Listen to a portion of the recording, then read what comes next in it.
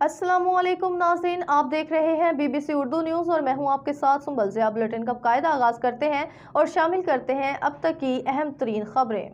पाला से बशीर पठान की रिपोर्ट के मुताबिक Pakistan federal union of journalist workers union Matiari के ज़ेर एहतमाम बाला ऑफिस में मटियारी के सालाना इलेक्शन के हवाले से मशावरती इजलास हुआ, जिसमें ज़िला मटियारी के तमाम प्रेस क्लबों के सहाफ़ियों ने कसीर तादाद में शिरकत की।